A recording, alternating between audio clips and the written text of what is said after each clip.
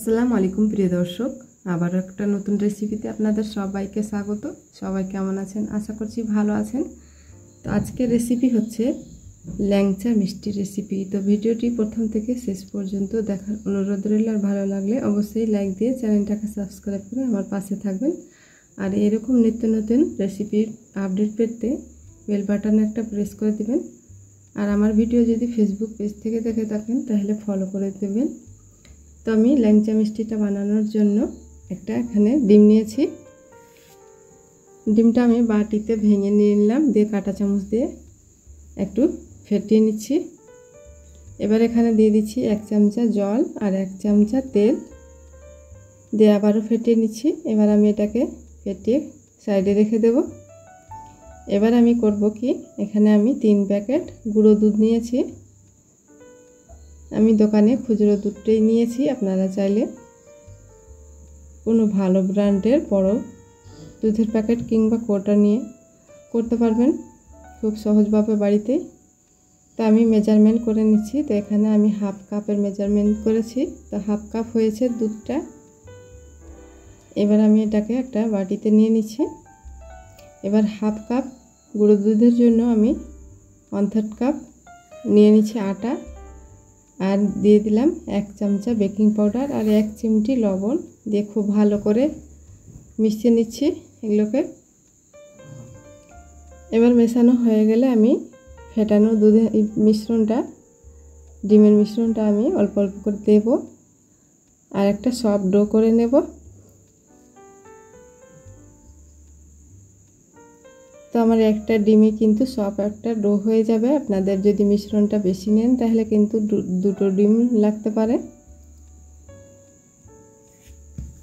তো মাপগুলো অবশ্যই জেনে নেবেন, তাহলে কিন্তু বাড়িতে খুব সহজভাবে বানিয়ে নিতে পারবেন।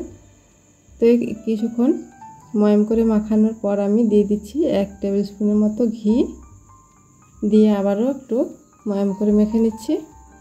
এবার এটাকে আমি ঢাকা দিয়ে 10 মিনিটের জন্য সাইডে রেখে দেব। এবার আমি চিনির সিরাটা করে নিচ্ছি। তার জন্য 1 কাপ আমি চিনি নিয়েছি কড়াইয়ে, আর কড়াইটা অন করে দিয়েছি। আর 1.5 কাপ দিয়ে দিলাম জল, একটা এলাচ মুখ ফাটিয়ে, আর দিয়ে দিচ্ছি ফুড কালার একটু কালারের জন্য। আপনারা চাইলে এখানে জাফরানটাও ব্যবহার করতে পারেন, কেশর। এবার আমি সিরাটা ফুটতে থাক, আর এদিকে আমি হাতে একটু ঘি লাগিয়ে মিষ্টির শেপগুলো দিয়ে নেব, ল্যাংচা মিষ্টির শেপগুলো। তো হাতে আগে সুন্দর করে গোল করে নিতে হবে, তারপরে লম্বাটে করবেন, তাহলে কিন্তু একটুকু ফাটল থাকবে না আর কোনো ক্র্যাকও আসবে না। দেখতে পাবেন খুব সুন্দর একটা স্মুথলি ল্যাংচার শেপ হয়ে গেছে। তো আপনারা চাইলে এভাবে গোল করেও করে নিতে পারেন। তো আমি আজকে ল্যাংচা বানাবো, তার জন্য লম্বাটে করছি। আর এইভাবে আঙুল দিয়ে একটু সমান করে লম্বাটে করে নেবেন, তাহলে কিন্তু মাঝখানে ডুমো হয়ে থাকবে না, সমান হবে। গোটা দিকটাই কিন্তু একদম সমানভাবে মিষ্টির শেপটা হয়ে যাবে। তো বন্ধুরা দেখতে পাচ্ছেন কত সুন্দর একটা শেপ হয়ে গেল, আর একটুও কিন্তু ফাটল নেই। এভাবে করে আমি বাকিগুলো বানিয়ে নিচ্ছি।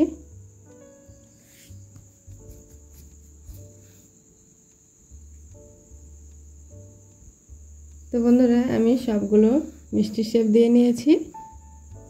তো এবার আমি চলে যাব চুলোর গোড়ায়। আর শিরাটা ফুটে কতটা ঘনত্ব হয়েছে, এ পর্যায়ে আমি শিরাটাকে নামিয়ে একটা পাত্রে ঢেলে নিয়েছি। আবার ওই কড়াইটা আমি চাপিয়ে দিয়েছি চুলোয়, আর দিয়ে দিলাম সাদা তেল।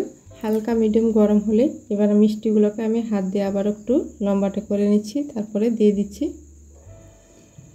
অবশ্যই এই কাজটা করবেন যেন মিষ্টির শেপগুলো হয়ে থাকে, গোল্ড হয়ে থাকে, চ্যাপটা যেন না হয়ে যায়। মিষ্টি ভাজার আগে কিন্তু একটু হাত দিয়ে গোল করে নিলে গোল হয়ে যাবে মিষ্টিটা। অবশ্যই এটা কাজ করবেন। এবার মিডিয়াম টু লো আঁচে আমি মিষ্টিগুলো লাল লাল করে ভেজে নেব।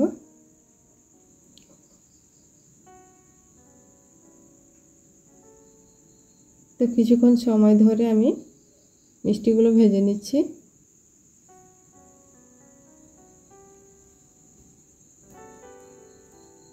তো বন্ধুরা বন্ধুরা দেখতে পাচ্ছেন মিষ্টিতে কালার চলে এসছে। তো এক পিঠ আমার একটু হালকা লালচে হয়ে আছে। তো এটাকে আমি লাল করতে যাব না, বেশি লাল করতে গেলে কিন্তু চিপসে যাবে মিষ্টিটা, আর রস ভিতরে ঢুকতে চাইবে না। তো আমি সরাসরি গরম গরম মিষ্টি ভেজে দিয়ে দিচ্ছি রসে,